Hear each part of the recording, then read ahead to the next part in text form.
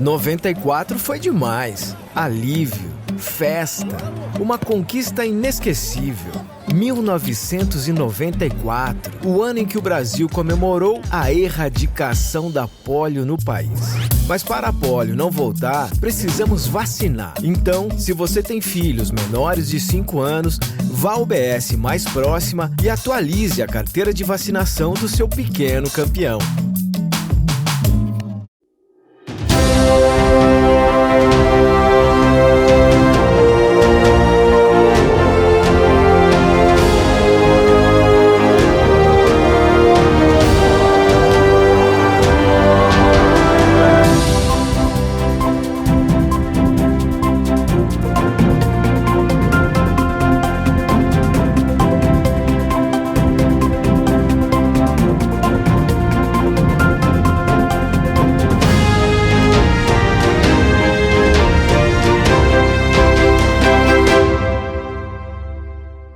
Começa agora mais um programa Brasil em Questão com os principais fatos da política, economia, saúde que interferem diretamente na vida do cidadão brasileiro.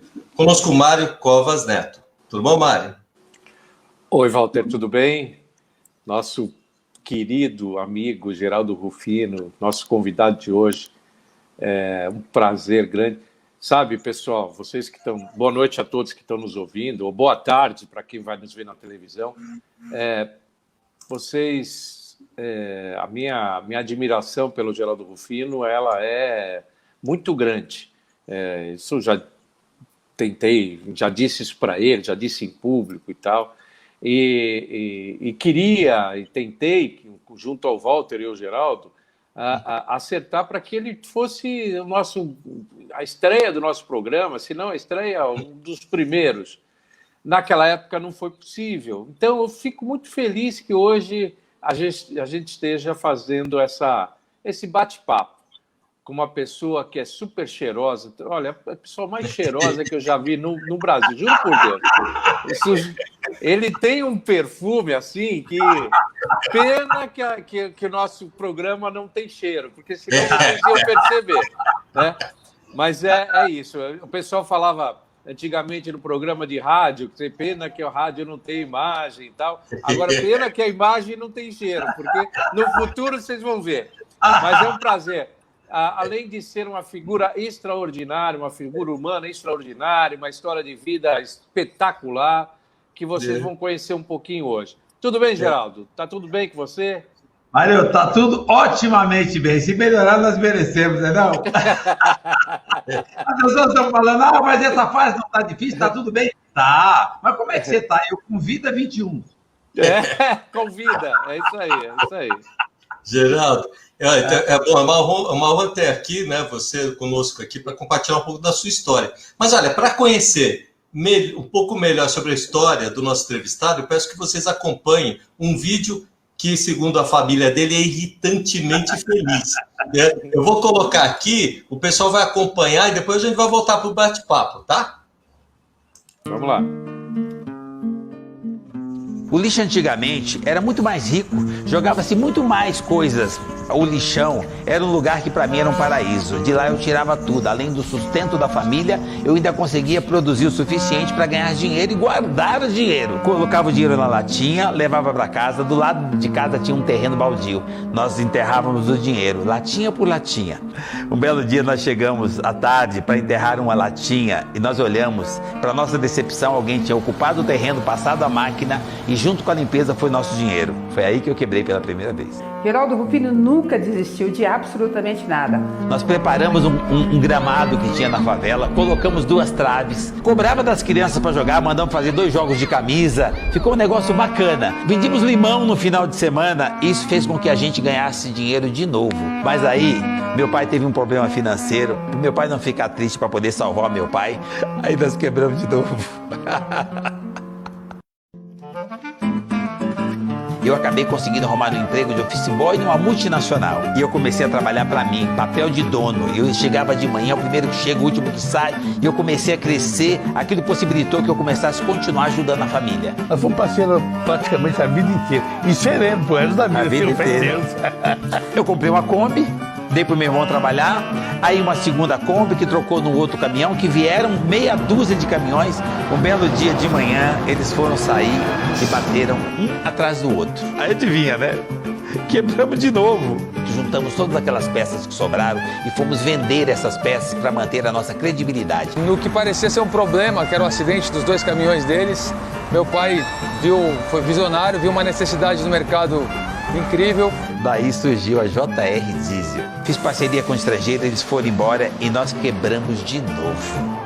Só que dessa vez a conta era maior. Eu fiquei com uma dívida de 16 milhões. Olha, eu conheço o Geraldo há pelo menos 40 anos e uma coisa que eu acho sensacional nele é que ele não muda. Eu comecei de novo. Vocês já sabem onde termina essa história, né? Que era só uma lojinha, virou a maior empresa de gestão automotiva da América Latina. E continua crescendo 30% ao ano, independente do modelo de cada crise que aparece. Se tiver uma pedra no caminho ou algum tipo de crise, eu começo de novo fazendo outra coisa. O Geraldo sempre teve muita facilidade em passar para as pessoas a forma fácil de ver uma coisa que todo mundo enxerga, que é muito difícil para as pessoas encarar isso como aprendizado, como felicidade. O meu pai é irritantemente feliz. Aí eu falei pra ele, pai, escreve um livro. Ele foi lá e escreveu logo 2. E motivado em fazer outra coisa, depois dos livros, vieram palestras, eventos, mentorias, outros acontecimentos e de repente eu me vi o catador de latinha, o catador de sonho. Nós começamos com o Geraldo um pouco mais de 2 anos, ele tinha 74 mil seguidores, hoje tem mais de 1 milhão de seguidores. Se a gente somar todas as redes dele, todo o propósito dele foi superado. Não importa se eu estou fazendo palestra, evento ou mentoria para 1, 2 ou milhares de pessoas. Eu vou sempre com um propósito muito claro, eu sempre tive a minha vida muito focada no meu propósito, fazer diferença para a vida dos outros. Ele tem o propósito de ajudar uma pessoa, de impactar uma pessoa. Hoje, por semana, ele impacta milhões de pessoas. Hoje eu tenho o prazer de ter como uma das minhas referências e a alegria de poder chamá-lo de meu amigo. Gente, eu estou muito feliz. Eu descobri que eu não tenho 1 milhão de seguidores. Eu tenho 1 milhão de conexões de coração para coração. É nóis!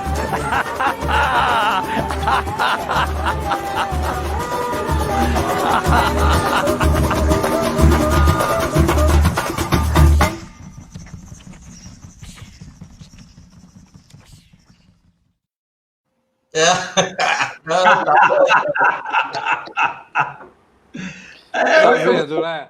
Você tá vendo só, né? Isso aí é um pedaço do que ele é. E realmente, a filha dele tem toda a razão. Ele é irritantemente bem-humorado, o sorriso dele tá sempre à prova. Um sujeito de propósito, muito otimismo e tal. Você vê, quebrou 4 vezes, pelo menos, durante esse programa. Ele falou que foram 4 vezes, não sei se foram mais. Mas ele continua firme, né? É muito legal, muito bacana mesmo. Mas vamos lá, Sabe uma coisa interessante nesse vídeo? Que bom que eles só pararam nos 16, eles esqueceram de falar que era de dólar. É mesmo? Meu Deus do céu. Bom, tem uma coisa também, Geraldo. Quando a dívida é pequena, a gente fica muito preocupado, né, para pagar. Agora, quando a dívida é grande, fica muito preocupado o sujeito para receber, porque é muito mais difícil, né? Eu acho o seguinte, você tem uma dívida, então tá bom. Você ganhou aquilo licitamente, então você já tem uma história, você já tem como é que você chegou até ali? Então, cara, começa de novo, porque se você ganhou, ninguém desaprende a andar de bicicleta, começa de novo. Aceita que você fez alguma coisa errada, porque essa coisa de terceirizar o problema, alguém te ferrou, o governo, a crise, a pandemia... Não, você cometeu algum erro na trajetória. Reconheça o erro, não tem problema de estar no fundo do poço. É aceitar que está lá e se preparar para começar de novo, que ninguém desaprende a andar de bicicleta.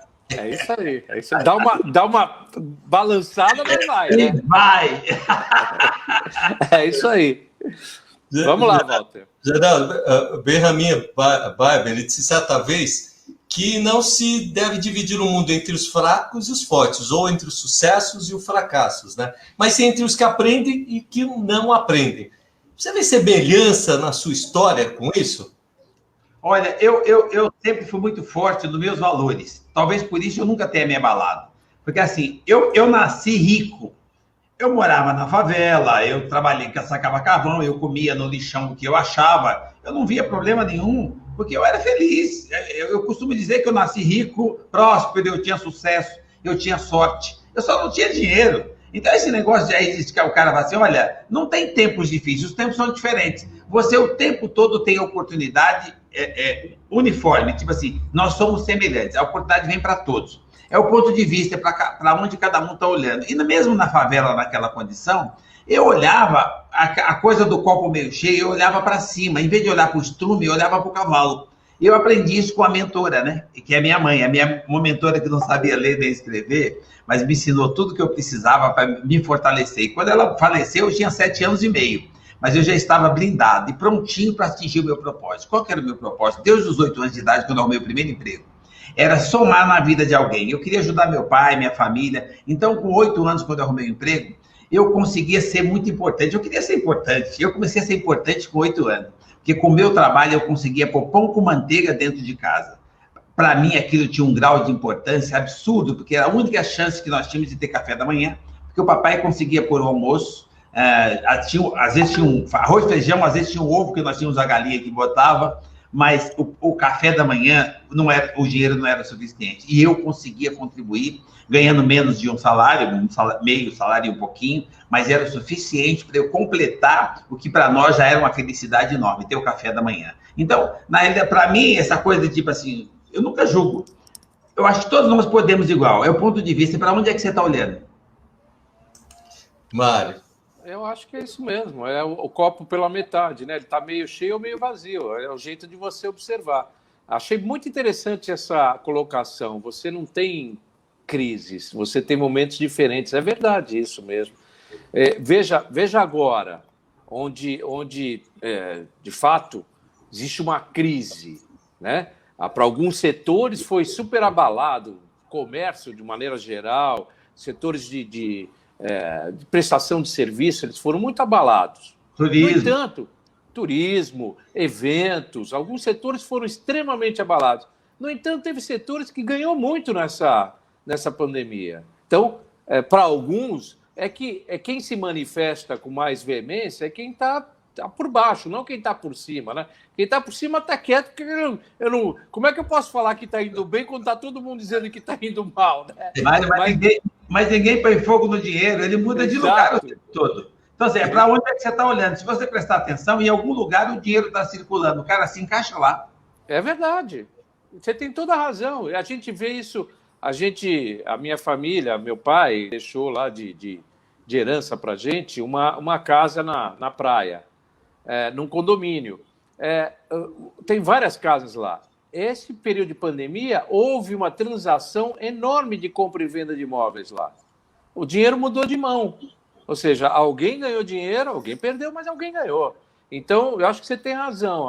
As crises, elas acontecem, elas são mais vistas porque quem sofreu. Para quem teve o ganho naquilo foi um momento de prosperidade, não foi um momento de crise, né? Olha, eu costumo dizer o seguinte, não tem a crise é um fator necessário para a nossa evolução.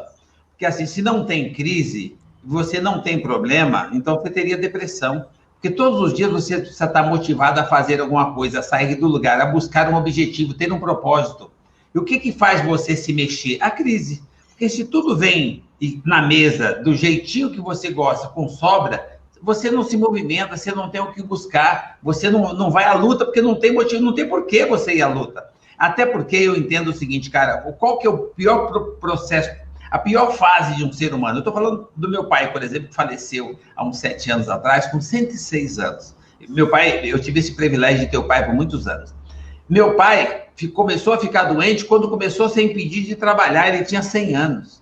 Então, você vê, o trabalho, você busca alguma coisa, algum espaço, porque tem aquela disputa, você precisa arrumar o seu lugar ao sol, porque as crises movimentam tudo e você precisa se mexer para estar encaixado no lugar positivo, em algum lugar produtivo.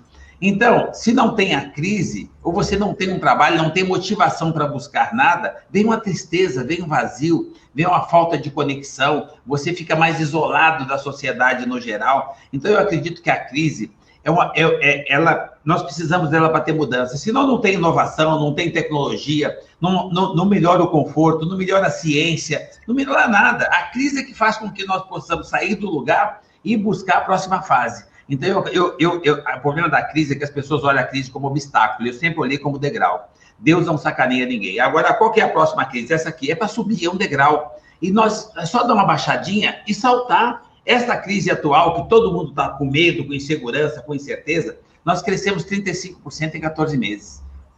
Pura e simplesmente porque nós tentamos ser solidários. Reunimos o pessoal, mandamos para casa quem realmente estava com muito risco, fortalecemos os que podiam trabalhar e fomos ser solidários. Fomos dar comida e café da manhã e almoço de graça para os caminhoneiros que não podiam parar. Alguém precisava cuidar desse povo. Nós abrimos para cuidar deles. E graças a essa iniciativa social, nós retomamos a atividade para cuidar também dos caminhões deles, e nós conseguimos ir melhorando, pagando o salário. Qual foi a vacina da época? O que mais fortaleceu o nosso povo na época? A resiliência.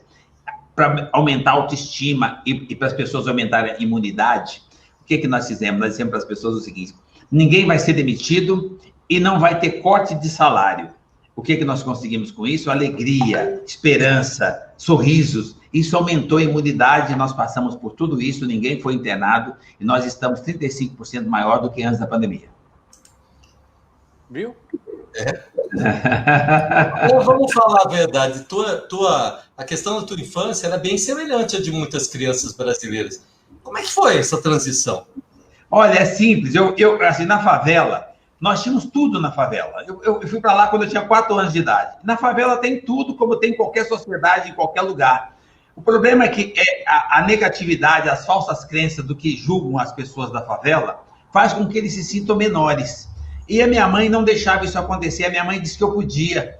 A minha mãe disse que aquela condição de pobreza eu podia mudar, só depende de quanto tempo eu estava disposto a trabalhar. Então, o dia tem 24 horas, eu entendi que aquilo era comigo, então. Se a lei diz que você precisa entregar profissionalmente de acordo com a CLT 8 horas, mas eu tinha 24, eu podia fazer outras coisas. Porque eu sempre entendi que a hora que você mais ganha é quando você pensa. Não tem um horário para você pensar. Então, minha mãe dizia, olha, a condição de pobreza você pode mudar. Depende do que você foca e para onde é que você está olhando e quanto tempo você está disposto a se dedicar. Então, não era um problema.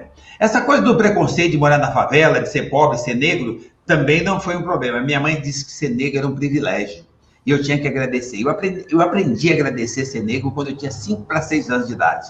Então, nunca foi um problema. A minha mãe me fortaleceu, ela dizia que eu podia. Aí tem um detalhe, Walter, que você vai adorar. A minha mãe disse que eu era bonito, eu acreditava na minha mãe.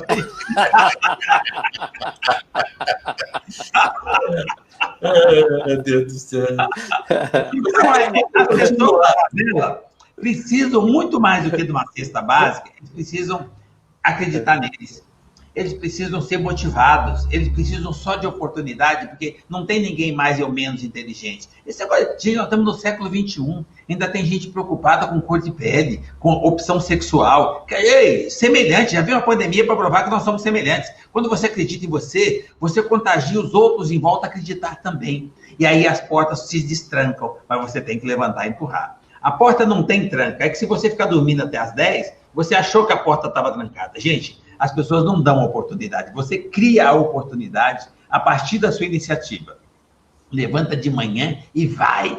Tá com medo, tem A, tem B, tem um problema A, problema B. Vai de verdade. Olha, sabe uma coisa que faz você levantar de manhã e que me fortaleceu desde pequenininho? Eu morava num barraco e o chão batido e o sol entrava de manhã na fresta do barraco e a mamãe fazia a gente levantar às 5 e pouco da manhã, quando o sol chegava, quando a claridade chegava, 5, 6 horas, e fazia a gente pôr o joelhinho no chão e agradecer, porque nós tivemos o privilégio de mais um dia.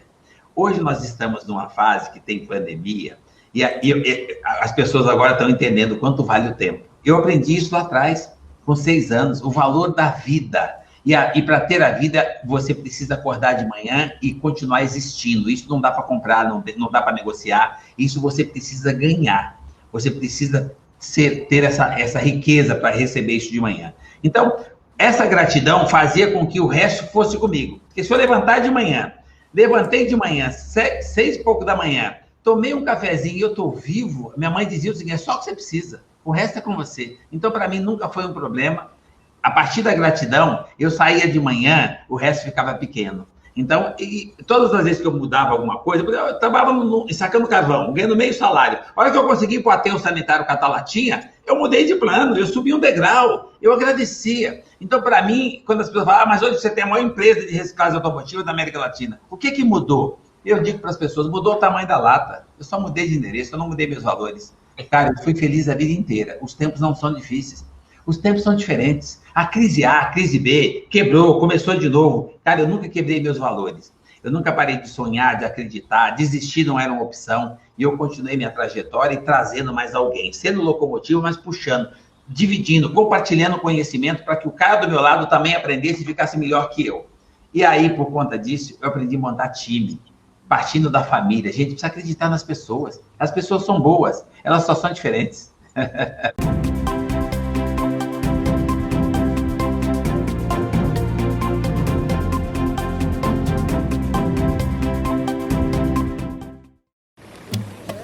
'94 foi demais. Alívio, festa, uma conquista inesquecível. 1994, o ano em que o Brasil comemorou a erradicação da polio no país. Mas para a polio não voltar, precisamos vacinar. Então, se você tem filhos menores de 5 anos, vá ao UBS mais próxima e atualize a carteira de vacinação do seu pequeno campeão.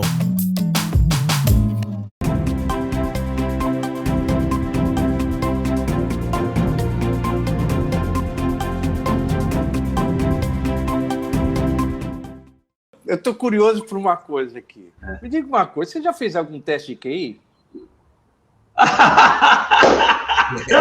Os caras vêm assim. Duvido que não tenha feito. Você não quer contar que fez. Você não quer contar. Porque eu garanto que... Porque a gente precisa ter, além de tudo isso que você falou, e é real, tudo que você falou, eu, enfim, assino embaixo, concordo integralmente e tal. Mas é preciso que você tenha um espírito muito claro do que você quer, para onde você vai, qual é o seu objetivo, não perder o foco, né? E mais do que isso, você não desistir no meio do caminho. As dificuldades vão aparecendo e, de repente, você eu não consigo ultrapassar essa barreira e eu vou desistir. Quer dizer, a sua história de vida é a história de alguém que não desistiu, por mais complicado que tenha sido. E eu acho que isso tem muito a ver também com esse teu otimismo, essa forma de ser, tem a ver com a forma de pensar, essa clareza, né? Não é comum, você foge da curva da média das pessoas, né? Eu me incluo nessa média das pessoas. A gente tende a chegar um momento que você fala, não, eu já fui demais, eu acho que agora está sendo muito difícil, muito desgastante, eu vou mudar o caminho. E parece que não, você tem mais força quando a dificuldade vem para enfrentá-la. E eu realmente acho que, se fizer um teste de QI, as pessoas vão se surpreender com o resultado. Eu não vou me surpreender, mas as pessoas vão se surpreender, com certeza. Olha, você é suspeito de ser meu amigo. Olha, eu tenho uma história muito legal. Eu fui fazer uma palestra para uma multinacional mundial. É uma empresa que está instalada em 180 países. E aí, me levaram para fazer uma palestra para o comando dessa empresa e o encontro deles de network ia ser no Brasil. Então, estava o presidente da Unidade Brasil, o presidente da América Latina e veio junto o presidente mundial e que ficava no México, e ele, por acaso, falava português. E nós fizemos a palestra, eu bati o papo, minha palestra é papo reto, não tem acessório, não tem nada, é vida real. Aí chegou um certo ponto que cada um do pessoal da linha de frente, que é do comando, os presidentes, tinham direito a perguntas, e cada um fez uma pergunta. Deixaram a última pergunta, quase finalizando a palestra, era do presidente mundial.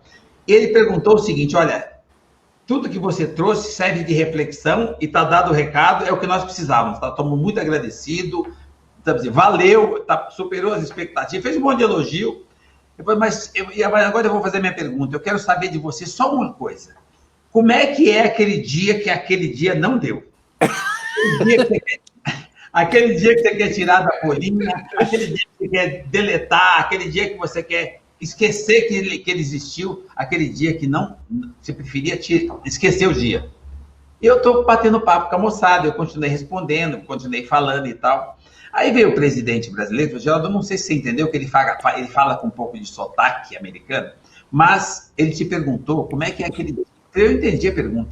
Ah, então tá bom, desculpa, pensei que você não estava entendido. Eu continuei falando. Veio o presidente da América Latina, que era brasileiro e falava um português rachado, falou, ô negão, nosso presidente mundial, é a última pergunta, ele fez a pergunta. Se você não quiser responder, tudo bem, ou se você não entendeu a pergunta, eu vou repetir a pergunta. De tudo eu vou repetir a pergunta. Ele perguntou para você, claramente, como é que é aquele dia que ferrou. Eu falei assim, então... E você não quer responder? Eu falei, não, eu vou responder. Ele falou assim, mas o que você está esperando? Eu falei, eu estou esperando o dia chegar. Olha, não tem esse dia. Olha como é que eu toco a vida. Olha, o cara levantou e ficou assim, ele achou que ia ter uma resposta. Não tem problema. Olha, eu nunca tive um problema maior que eu. Você pega, por exemplo, assim, para você nascer, olha que legal. Você disputa espaço com 70 milhões de espermatozoides.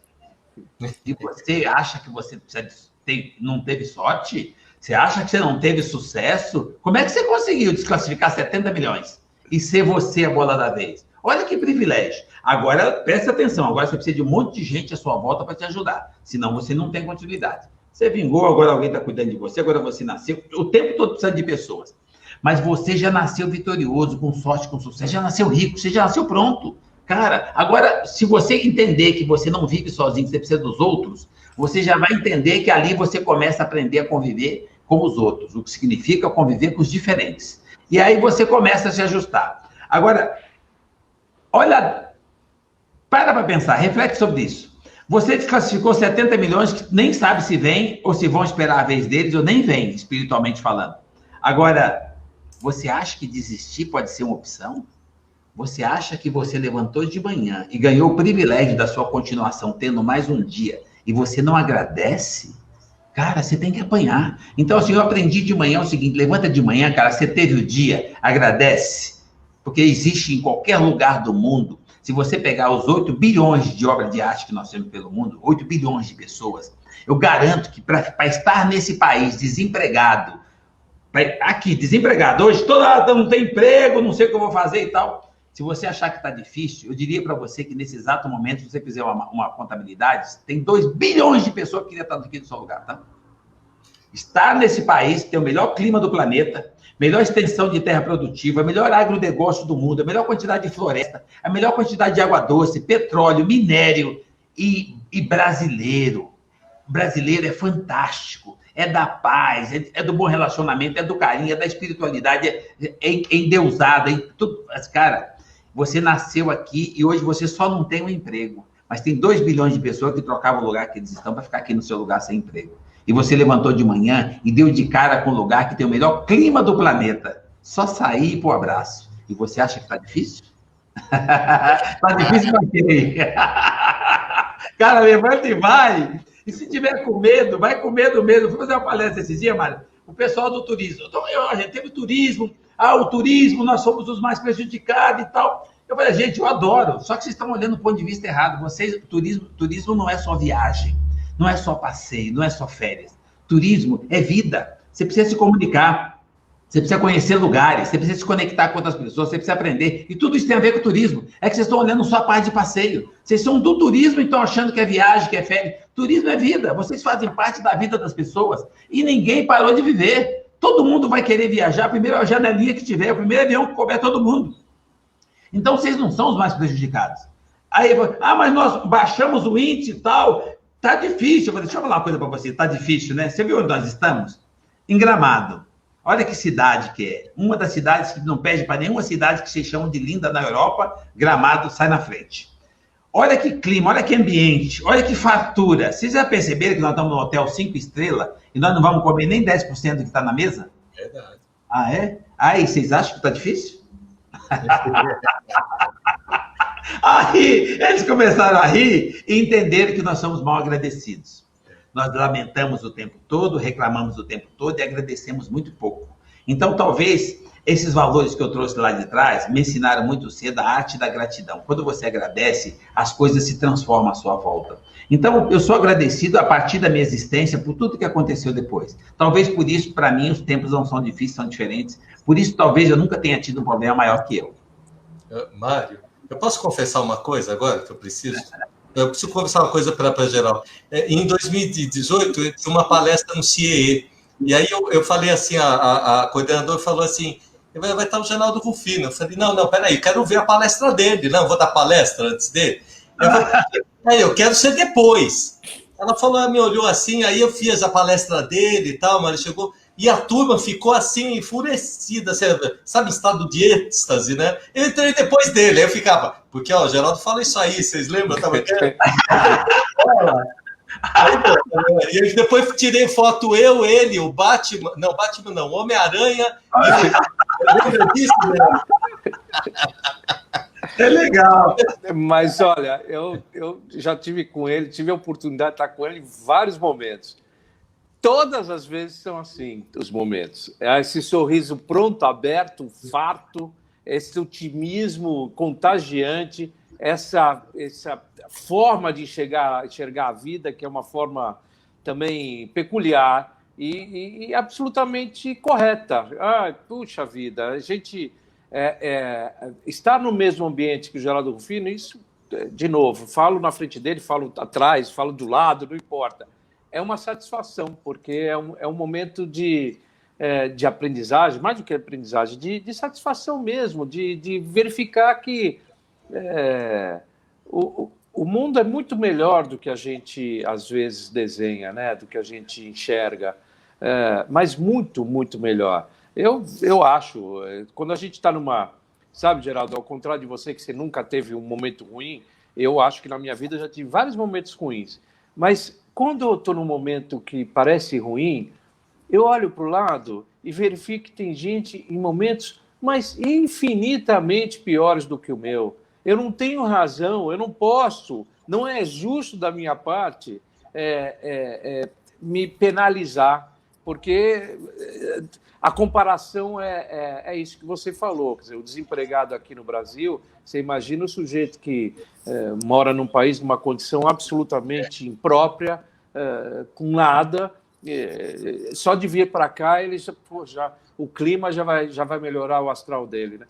O cara que está desempregado aqui, Mário, se ele resolver catar latinha, catar papelão, ou ajudar o pedreiro, ele tem trabalho na hora.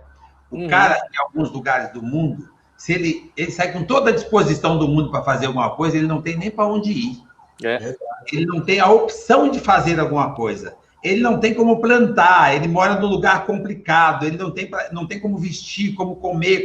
Então, assim, e ele consegue sobreviver. Então, você imagine nesse lugar, porque assim, o cara está sem emprego. Você está sem emprego, você faz o quê? É um engenheiro, o que você está procurando de trabalho? Alguma coisa no meu perfil. Então, no seu perfil não tem, mas tem de pedreiro, você quer? Essa semana, vou lhe contar uma coisa. Essa semana estive em Bom Jesus dos Perdões, lá num evento lá que eu fui convidado e tal. E, enfim, foi muito legal. E acabei conversando lá com uma funcionária da Câmara Municipal. E conversando com ela, uma conversa boa, então, no final, ela é formada, tem um curso superior em RH, enfim, ela tem curso superior. E ela falou assim, eu sou concursado da Câmara. Eu falei, qual é a tua função? Ela falou assim, eu sou faxineira. Eu falei, é mesmo? Poxa... Ela falou assim, olha, primeiro porque na minha tenho muito orgulho disso. Primeiro porque o processo eu competi com 70 outras pessoas. Segundo, eu consegui ganhar um salário que a minha profissão não estava conseguindo me pagar. E terceiro, eu acho muito digno, isso aqui me permite ter conhecimento com outras pessoas, eu estou desenvolvendo a minha vida, estou muito feliz assim.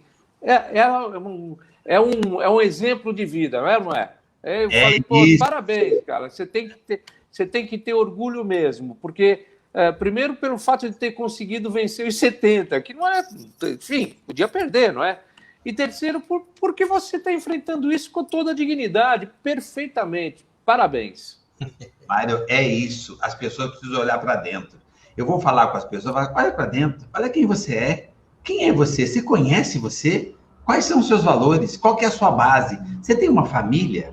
Cara, cola na família. Não é o que a família pode fazer por você, é o que você pode fazer pela família. E juntos é o que você pode fazer pela sociedade que você quer mudar.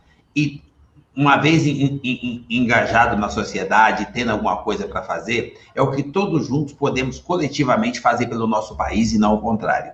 Não espere que alguém faça para você. É o que você pode fazer pelo outro. Não espere que alguém te puxe. Você nasceu locomotiva. Puxa você. É melhor puxar do que ser puxado. Eu pegava resto da feira junto com a mamãe, quando era pequenininha, para comer. A gente ganhava resto de feira para comer. O Brasil é muito rico, joga um monte de coisa fora. Eles separavam nas bancas aquelas coisas que iam jogar fora, davam para a mamãe levava para casa. Nós preparávamos aquilo para dividir com os vizinhos. E olha que interessante, a aula que eu recebi dessa mentora que não sabia ler nem escrever. Aquilo era para eu aprender que, independente da minha condição social, eu podia ajudar o próximo. Precisou vir uma pandemia para as pessoas falarem em solidariedade. Eu nasci na solidariedade, eu nasci ajudando. É muito interessante quando você tem atitude e entende que você pode fazer pelo outro. Vai você ajudar. Quando você vai ajudar, você se sente forte. Quando você traz para você a responsabilidade, não terceiriza a culpa, você entende que agora o problema é seu, então ele fica menor que você. Ah, mas o governo precisava fazer alguma coisa. Como assim? O governo é você. É você. Governa você primeiro. Você quer que alguém faça alguma coisa? Comece você fazendo. Olha, e o tempo todo, eu acho que todo mundo precisa fazer uma parte. Mas eu não espero que ninguém faça a minha parte. Então, parte de mim, eu fazendo o que tem que ser feito. O que eu entendo. E outra coisa, tem tudo para copiar. Eu morava na favela e tinha para copiar todos os modelos. Gente, a favela é um ambiente empreendedor gigante, um ambiente de gente boa. Assim, eu morei lá há muito tempo, fiquei lá até 21 anos de idade, cara, aprendi o suficiente para entender que a favela tem economia, o dinheiro circula e é dinheiro bom, porque é o seguinte, 1% ou menos que isso da favela, tem lá uma porcentagem mínima de gente que ainda, por falta de informação, por falta de olhar para cima, por falta de um carinho, ou de uma família, de uma base, não se encontrou. E eles fazem coisas que a sociedade não aprova. Mas naquele mesmo ambiente, para cada um que faz o que a sociedade não aprova, tem centenas que faz muita coisa boa.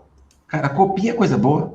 Você tem tudo para copiar. Minha mãe dizia o seguinte, filho, copia. Então, em vez de copiar os meninos que não estavam se encontrando, foi procurar um caminho mais fácil, eu copiava aqueles que carregavam marmita. Sabe por quê? Ah, porque eu sou mais honesto, mais inteligente? Não. Eu só copiava. É que aqueles que carregavam marmita duravam mais. Eu queria durar mais. Então, eu copiava os que carregavam marmita. É simples assim. Eu não era maior. Isso. Você sabe que eu tenho uma coisa que eu tenho dúvida aqui.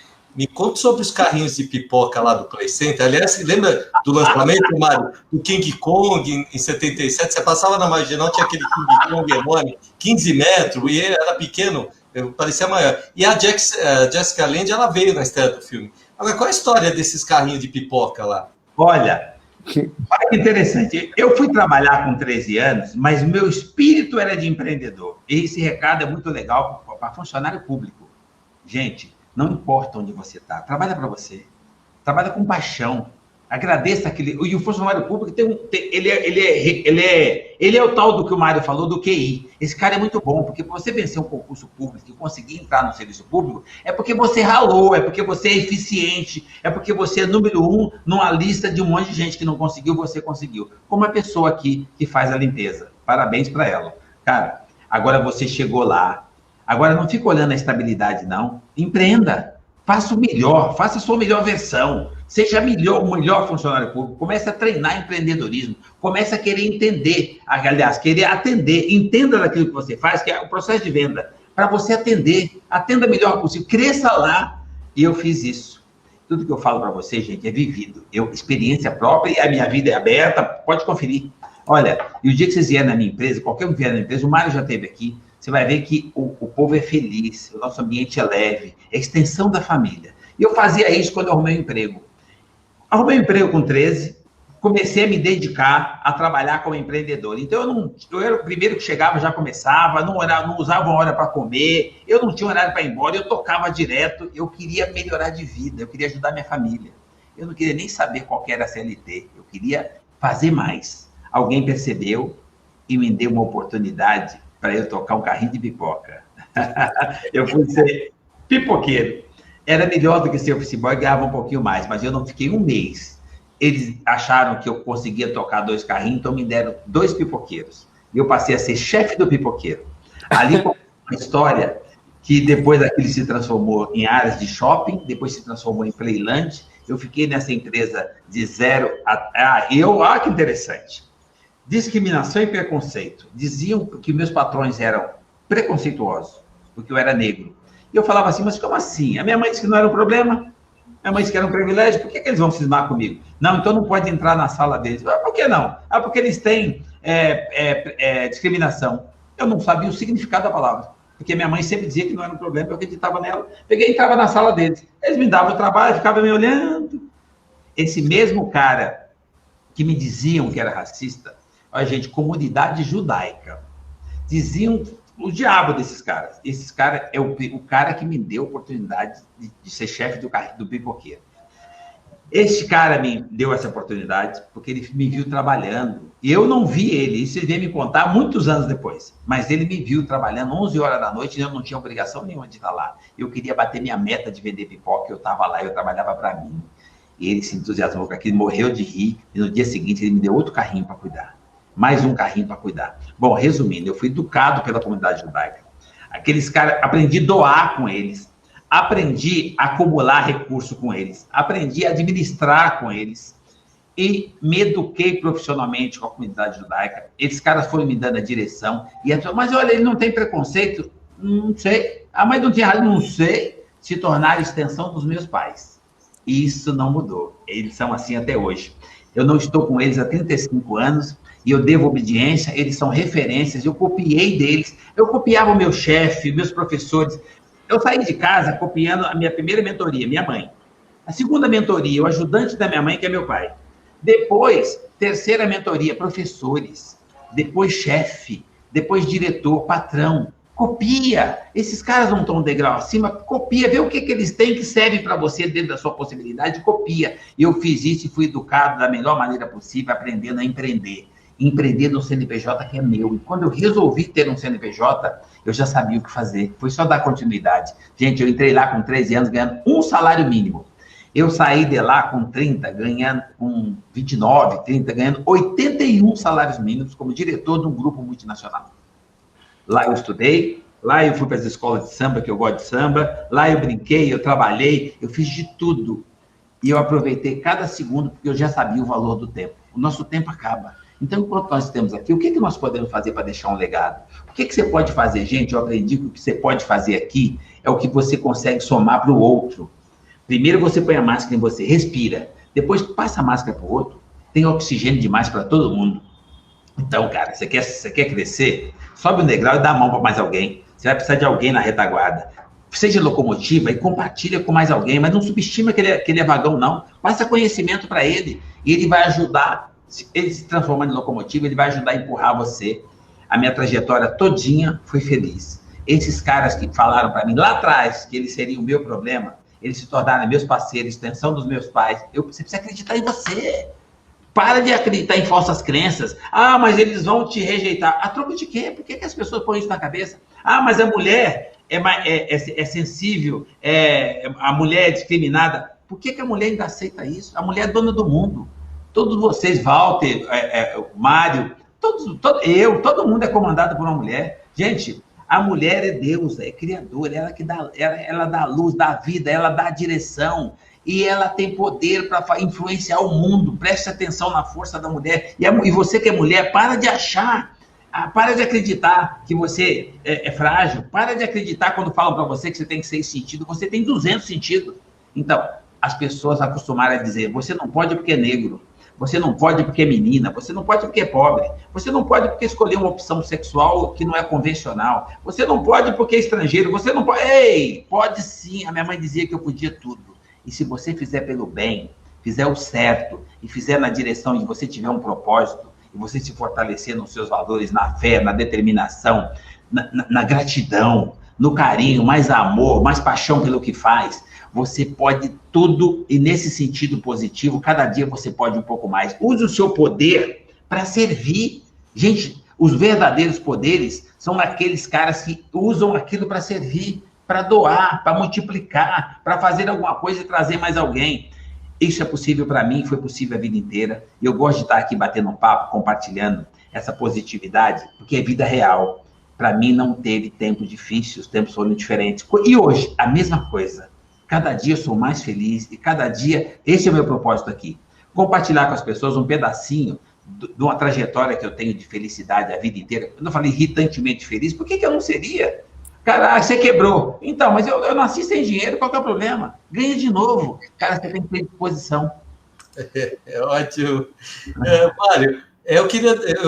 se eu entrar, não vou atropelar. Eu queria saber da família, a Marlene, que é a esposa, os 3 filhos, que é tudo boa gente. Mas então eu vou passar a palavra para o Mário, para ele também... Não, pelo amor de Deus, só eu que falei aqui.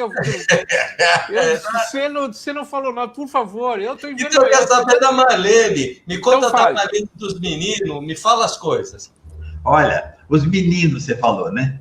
E a Marlene. Olha, em casa eu fui criado numa coisa, talvez isso tenha me ajudado muito quando eu morava na favela. A mamãe tinha uma coisa que dizia o seguinte, eu fui educado com democracia cubana. Olha, eu vou explicar. A mamãe fez a própria constituição de educação dela. Ela não sabia ler nem escrever e fez uma constituição. Então, você imagine que constituição que ela fez. Na constituição dela, a democracia era cubana. A mamãe dava para a gente o direito de concordar. Então... Vou até voltar a gente, isso é ótimo. Mas olha que interessante. A mãe, não tem ninguém que gosta de você mais do que a sua mãe. Cara, então se você tiver... Vamos fazer um teste. A mãe gosta tanto de você, se algum dia você estiver para baixo e as coisas não estiverem funcionando, pega o que você chama de tecnologia, de inovação, de robotização, sistema TI, o smartphone. Pega isso, abre um aplicativo de mensagem e passa uma mensagem e diz para sua mãe que você ama ela. Você vai ver o que vai acontecer com o seu dia. Como melhora o seu dia. Como essa mulher, só do emocional, tem capacidade de passar uma tecnologia da emoção para refazer a sua história e melhorar o seu dia a partir da grandeza ou da humildade que você teve de dizer que ama essa pessoa que morre com você. As coisas são muito simples, as pessoas precisam resgatar os valores. E eu aprendi isso cedo, então a minha mãe dava para mim a opção de concordar, eu consegui receber dela, concordando com ela, o que eu tenho de melhor, que são meus valores. A minha melhor versão foi formada com 7 anos. Eu jogava bola com 7 anos no campinho de barro na favela, e ali eu aprendi uma coisa fantástica, eu aprendi a conviver com os diferentes. Eu aprendi que as pessoas eram boas quando a minha mãe não deixava brigar, eu entendi que eu aprendi a conviver. Eu aprendi que as pessoas eram boas, só eram diferentes. Eu aprendi a conviver com os diferentes. Cara, você é mais feliz se você aprender a conviver com o outro. Você quer fazer network? Começa dentro de casa, serve um café para a mulher se levantou primeiro. Se você levantou depois, ela serve para você. Relacionamento, network, estrutura, família, base para saltar. Trabalho, extensão da família, pessoas, os seus semelhantes. Cara, você vai ver que a felicidade está no sorriso, no gesto, na espiritualidade, na gratidão, nas coisas mais simples. Quando você falou de Marlene, a Marlene deu continuação a essa extensão. A Marlene, para mim, é a extensão da minha mãe para os meus filhos. Os meus filhos são adultos, formados, empresários, bem-sucedidos, e eles continuam com a constituição da minha mãe. Eles têm o direito de concordar com a mãe deles. Esse cara, nós trabalhamos juntos, e esse o Mário conhece ela, então assim, esse carinho permitiu que eles tivessem valores, família, a base. Aí a família, os filhos deles, meus netos são tratados da mesma forma, carinho com disciplina. Então, os meus filhos tiveram essa educação. Eu preparei meus filhos não para ser os empresários que são, eu preparei meus filhos para serem boas pessoas. Os empresário que é... Oi, Ney! Vem aqui. Olha o Mário. Cadê? Só dá tchau pro Mário. Cadê ele? O Mário e Walter. Oi, tudo bem? Peraí, deixa eu mostrar. Tudo bem? Pode ficar mais umas 3 horas aqui, tá bom? Não, olha, eu não me canso de ouvir ele falando, porque ele derrama esse otimismo todo, essa de estar bem com a vida, essa positividade, é tão bacana. Irritantemente feliz, né? É o tal do, né, que a minha filha sempre fala. Mas feliz. Eu digo que é assim. Eu falo isso de manhã, assim, eu acordo de manhã, assim, meio com sono, eu tenho um tempo para acordar, né? E tem gente que acorda já com a corda toda, assim, e eu falo que acorda irritantemente feliz. É prazer É isso mesmo. Puxa, que delícia, que bom essa conversa, muito legal. Vou deixar você, vou embora. Tá bom. Beijo. Geraldo, tchau. Tem uma coisa que você falou aqui que eu noto depois que eu mudei para São Paulo, sabe? Eu sou de Santos e lá a gente jogava futebol na praia. Eu jogava muito mal, né? Eu era, assim, bem mal mesmo. Eu reconheço que eu era bem ruim. Mas lá na praia é o seguinte, se jogava assim, é a turma de camisa e outro sem camisa. E fica o cara lá esperando, se tiver vaga ele entra, né? Vai entrar um para cada lado e tal. E você não sabe nem quem são aquelas pessoas. E aquelas pessoas, o legal é que a praia é democrática. Então você joga a bola com o sujeito que pode ser o mais rico da cidade e o mais pobre da cidade. Não importa. Eles estão jogando bola. E é um lugar onde o preconceito, ele não existe. Os apelidos existem, mas não é o preconceito. Porque como ninguém sabe o nome de ninguém, então o negro é Pelé, sempre. O loiro é alemão, né? Aí o outro que tem um olho mais assim é japonês. Não tem erro. Tem o Paraíba, tem o... Tem o Orelha, que o cara... E normalmente o apelido é no ponto fraco do cara. É exatamente onde ele não queria que ninguém percebesse. O cara vai ali, pá! Mas é um troço que ninguém se ofende com isso, porque não se trata de uma ofensa. Não se trata de uma ofensa. Se trata de uma referência. E a referência é aceita por todos, porque não é uma coisa de paz, não é uma coisa para você dizer que a pessoa é aquilo porque está denigrindo ela, entendeu? Mas em São Paulo a gente não tem essa oportunidade. Porque você acaba vivendo no mesmo lugar. Então, teus filhos estudam numa escola composta de pessoas mais ou menos do mesmo círculo. Você mora num bairro que é mais ou menos do mesmo círculo. O teu lugar de lazer é do mesmo círculo. Isso não permite esses contrastes e a pessoa fica um pouco equivocada no que é a vida. Seja aquele que está numa vida pior, seja naquele que está numa vida melhor. O cara que está na vida melhor acha que sempre é tudo uma maravilha. E o que está pior acha que nunca pode mudar disso. Essa simbiose, essa mistura, ela tinha que ter uma forma da gente reviver isso, né? Enfim, eu não sei o caminho, tá? Mas eu vou dizer uma coisa para você, como é que eu venho trabalhando isso. Na praia, tá todo mundo de short, então ninguém sabe quem é quem, fica até mais fácil ali bater bola e o cara não tem um relógio para mostrar bonito, porque na praia geralmente ele não leva, o outro já não tinha o relógio mesmo, mas o que interessa é o seguinte, quem é bom de bola tá dentro, tá certo? Então, e aí, lá na favela que eu morava era a mesma coisa, todo mundo tinha um shortinho meia boca, então todo mundo tinha uma camisa, era com camisa e sem camisa, então a maioria não faria diferença, só o cara pedia a camisa do outro emprestado para mudar de time, então a gente era mais feliz. E como é que eu consegui preservar isso? Eu arrumei uma blindagem quando a minha mãe faleceu, quando eu tinha 8 anos. Eu me blindei. Eu entendi que o tempo acaba, o valor do tempo era muito importante, que meu tempo ia valer muito para fazer jus à minha existência. Quando a minha mãe faleceu, eu também não sofri. Eu fiquei parado, pensando, tentando entender como é que era a morte, mas de tanto ela me ensinar o valor da gratidão pelo tempo, eu entendi que o tempo acaba e que o tempo da minha mãe acabou, mas que o meu tempo podia valer mais. Dali para frente, eu comecei a observar os valores, carregar os valores e observar com flexibilidade como é que você vive melhor. O tempo passou, eu mudei de endereço, mudei de estrutura, mas eu não mudei meus valores. Eu fui levar meu filho num casamento numa igreja na Zona Sul, e eu tinha um carro grande, um carro bacana. A hora que eu desci E cabia a família, o meu filho foi no meu carro. A hora que nós descemos, eu fui dirigindo, e eu não tenho o hábito da gravata, mas fui no casamento do meu filho, ele estava de gravata, e eu estava no volante. O cara, a hora que eu fui descer, o cara falou assim, senhor, o senhor também vai descer, ou o senhor só veio trazer a família? Eu falei, eu falei assim, olha, se você deixar, eu vou no casamento do meu filho. O cara tava, o guarda-vida correu, meu Deus do céu, olha o cara, olha o relógio do cara, na roupa do cara, por que você confundiu? Mas eu achei que ele fosse motorista. Aí, senhor, pelo amor de Deus, o senhor não vai tirar meu emprego, talvez. Por que eu tiraria o seu emprego? É porque nós discriminamos o senhor. Discriminou? Você acha que você achar que eu sou motorista é discriminação? Você acha que eu sou maior que o motorista? Você acha que o motorista não vale nada? Eu não estou entendendo. Você acha que isso é discriminação? Discriminação é essa coisa que põe na cabeça das pessoas. Cara, relaxa, tá tudo bem. Senhor, pelo amor de Deus, o senhor está bem? Eu falei, por quê? O senhor não é desse planeta. Eu falei assim, eu acho que não é desse planeta. As pessoas ainda acham que a condição social é um diferencial para discriminar o outro. Eu falei, deixa eu falar uma coisa para você. Onde eu ponho meu carro? Não, tem uma vaga só para o senhor ali. Eu fui lá, estacionei na vaga que era reservada para o pai do noivo. E aí, a hora que eu fui embora, eu fui dar uma caixinha para ele. Ele achou que era pegadinha. Eu falei, não, filho, relaxa. Isso é coisa de quem pensa pequeno. Não é o que o outro acha de você. É o que você acha de você.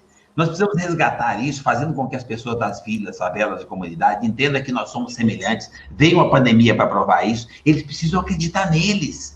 Lá tem, os melhores jogadores de bola estão lá, os melhores atletas estão lá. Lá está cheio de cientista, está cheio de professor, está cheio de empresário. Lá é um campo empreendedor, mas o tempo todo diz que lá não vai. E alguém acreditou que contagiou o outro e a maioria não acredita. A hora que eles passarem a acreditar, a ter paixão pelo país, gostar de estar aqui, ter orgulho de ser brasileiro, entender que o que o Brasil tem de melhor é ele, que é brasileiro, ele vai começar a acreditar nele e vai acontecer. Quando eu fui em Harvard, fui fazer um treinamento em Harvard para aprender gestão de pessoa, relacionamento e venda. Geraldo, me dá um segundo. Deixa eu falar uma coisa para você. Nós estamos com um problema sério. O programa é de 1 hora, ultrapassamos 2 minutos e depois a gente não consegue colocar no ar na televisão. Me desculpe. Nós vamos ter que marcar um outro dia para continuar esse papo, porque ele vai... Vai ser um prazer. Vai ser um prazer. Deixa a mensagem final. Vamos fazer assim, ó. Ele vai fechar o programa, Mário. E depois a gente vai dar um jeito. Para finalizar, qual o ensinamento da sua trajetória de sucesso? Vai lá, você é prático. Todos nós nascemos com sucesso. Não tem ninguém maior, menor, QI, fora da caixa, visão extraordinária. Ser humano. A pandemia está aí para nós aprendermos que nós somos seres humanos. Está na hora de resgatar os valores, de nós voltarmos a sonhar, a acreditar, a ter esperança, a acreditar em nós. O Deus não sacaneia ninguém. A pandemia era preciso para que a gente baixasse a bola e percebesse que nós precisamos ser mais solidários, mais família, mais amor, mais paixão, mais gratidão. Isso é o novo normal. Seres humanos melhor, fazendo mais uns pelos outros e juntos construindo uma nova trajetória mais humana, uma sociedade mais equilibrada que parte de nós. Então, cara, mais amor. A máquina foi feita para servir. O que está para vir para o novo normal não é home office, não é o sistema, não é o TI, não é o online. O novo normal são seres humanos mais humanizados, mais espiritualizados, mais crentes, mais fortalecidos na base que é a família, preparados para ser seres humanos melhores e, por consequência, não tem CNPJ que faz pessoas, são pessoas que fazem CNPJ. Então, não tem governo que faz pessoas, são pessoas que fazem governo. Então, cara, por consequência, nós teremos sociedade, governo, empresa, serviço, tudo mais humanizado, partindo de nós. Isso é o novo normal que eu já estou fazendo, já estou praticando. Eu espero que todos nós brasileiros façamos a mesma coisa. Que Deus abençoe. Obrigado aí, eu vou cortar, que senão eu tô frito aqui. Tchau. Vou dar um tchau para vocês. Tchau, abraço. Tchau. Gente, eu volto. É só ser convidado por essas feras aí. Tchau.